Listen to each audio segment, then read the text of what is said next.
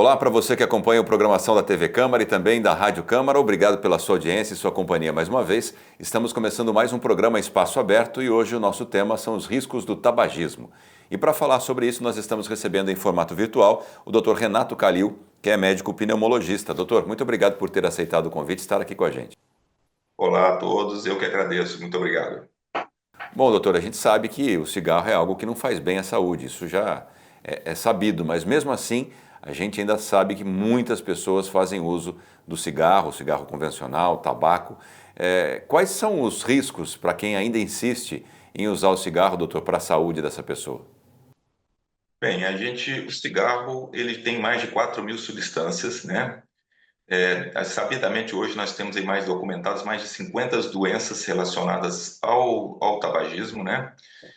Doenças com que vão desde, às vezes, câncer de várias partes do corpo, boca, esôfago, língua, pulmão, bexiga, doenças respiratórias como o DPOC, que é o enfisema e o bronquite causado pelo cigarro, hipertensão, infarto, acidente vascular cerebral, ou seja, uma infinidade de doenças, infinidade, assim, uma quantidade enorme de doenças relacionadas ao tabagismo. Então, é um problema de saúde pública muito sério, que a gente vem há anos e anos aí batendo nessa tecla, tentando melhorar essa situação.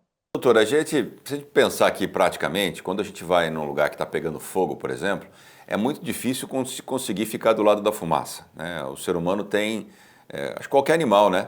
É natural para que você possa escapar do incêndio ali e não conseguir ficar próximo da fumaça, ela vai te intoxicando. Como é que um ser humano consegue ingerir fumaça, inalar fumaça propositalmente? Existe alguma substância nesse cigarro que faz com que isso se torne mais fácil, que vicia a pessoa? No seu ponto de vista, qual é essa relação de conseguir inalar fumaça propositalmente, doutor? Então, ali você tem uma substância que é altamente viciante, que é a nicotina. A nicotina, ali, em 20 segundos, quando você traga um cigarro, você em 20 segundos a nicotina está no seu cérebro agindo ali. Então, ela vai no receptor no cérebro e é altamente viciante, né? E agora tem a nicotina do cigarro eletrônico, que ela vicia até 3,5 vezes mais do que o cigarro convencional, porque é feito de cristais de nicotina, o que causa ainda um vício maior.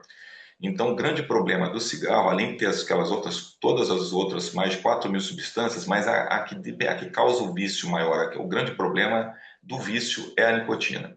A nicotina, ela causa dependência e aí, ou seja, fica difícil depois, para algumas pessoas, muito difícil de deixar de fumar. Bom, e para quem faz o uso constante do cigarro convencional, do tabaco, né, da fumaça que a gente está falando aqui, depois de algum tempo, como é que o organismo dele se molda com isso, né? Como é que fica o pulmão de um fumante depois de um tempo? E essa progressão, ela é muito rápida, doutor? Então, né, assim, você tem, passar dos anos, né, a gente tem uma coisa que a gente calcula pelo número de cigarros que ele fuma, pelo número, associado ao número de anos. É claro que existem pessoas que têm uma predisposição genética a desenvolver a doença mais facilmente do que outras pessoas. Mas, assim, existem doenças como o enfisema, que é uma doença clássica, todo mundo ouve falar aí, né, que é chamada doença pulmonar obstrutiva crônica, que é o enfisema e o bronquítico causado pelo cigarro. As substâncias vão depositando nos pulmões das pessoas e aos poucos vão fazendo danos que são irreversíveis. Mesmo que depois a pessoa pare de fumar, uma grande parte dela recupera muito pouca capacidade pulmonar perdida pelo uso do cigarro durante muitos anos. Além disso, pessoas, por exemplo, que têm doenças como asma brônquica, a fumaça do cigarro ela predispõe a uma descompensação do quadro de asma, por exemplo, o maior risco de fazer pneumonias é as infecções de via respiratória, porque o fumante ele produz maior quantidade de muco, e esse muco é um fator causador que ajuda a predispor a fazer quadros infecciosos. Por isso, sempre o fumante tem aquele pigarro, aquela tosse, que é clássica do fumante. Ou seja, são bastante problemas que podem ser causados pelo cigarro convencional. E o senhor falou numa das respostas, falou sobre o cigarro eletrônico, que apesar de ser uma novidade ainda para a sociedade, já caiu no gosto de muita gente, principalmente da população mais jovem, doutor. No seu ponto de vista, nessa experiência desse tempo que a gente já tem o uso do cigarro eletrônico, como é que é esse cigarro aí? Realmente ele não faz mal à saúde, como muitos pregam, doutor? Bom, a gente tem que citar primeiro que as campanhas elas vinham diminuindo o número de casos de fumante convencional, que é o cigarro tradicional. E nos últimos anos a gente vem vendo um número crescente de usuários do cigarro eletrônico, principalmente nas faixas etárias mais jovens. Lembrando que o cigarro eletrônico ele é proibido no Brasil desde 2011, então, tá? E agora tramita na Câmara, no Senado Federal, um projeto de lei tentando legalizar o cigarro eletrônico. O cigarro eletrônico é um equipamento simples, pequeno, é, que causa os danos também à saúde. A nicotina, como eu falei agora há pouco, a nicotina do cigarro eletrônico, ela vicia 3,5 vezes mais rápido do que a nicotina do cigarro convencional. Você pode causar picos de pressão, problema vascular, já tem relatos de câncer. Além disso, ele tem a questão da bateria, a própria bateria do cigarro eletrônico, ela tem substância como cádmio, zinco e outras substâncias que são tóxicas para o organismo. E muitas vezes a gente não tem um controle, não sabe o que está dentro dessas substâncias do cigarro eletrônico, né? Nos Estados Unidos, em 2019, morreram 70 e poucas, 76 pessoas morreram vítimas do uso do cigarro eletrônico. Tivemos no Brasil aqui há 10 dias, em torno de 10, 11 dias atrás, uma jovem de 15 anos que morreu por EVALI, que é uma manifestação aguda da doença causada pelo cigarro eletrônico, a manifestação pulmonar do cigarro eletrônico. Então, esse EVALI é um infiltrado pulmonar agudo causado em pessoas que usam cigarro eletrônico. Então, dizer que o cigarro eletrônico não é um problema, que ele é melhor do que o cigarro convencional, isso não é uma verdade. Como ele está sendo usado num período mais curto, ele tem pouco mais de 20 anos que foi inventado, mas intensificou muito na última década o uso, a gente ainda está vendo poucas consequências do cigarro eletrônico. Mas a gente vai ver nas próximas décadas aí muitas complicações.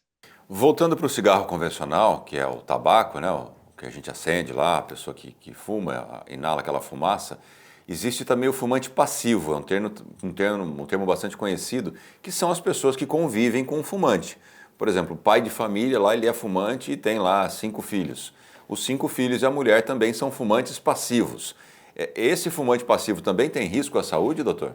Sim, há algumas décadas atrás não se sabia o efeito direto do tabaco, do cigarro no fumante passivo. Tá? Os estudos mostraram que o fumante passivo o efeito pode ser pior do que quem esteja fumando, porque o fumante em si, ele às vezes traga e espelha aquilo para o ambiente. E quem está ali em volta fica aspirando aquela fumaça e, consequentemente, pode ser pior para o fumante passivo do que propriamente quem está fumando ali. Então, sabidamente, os malefícios já estão documentados.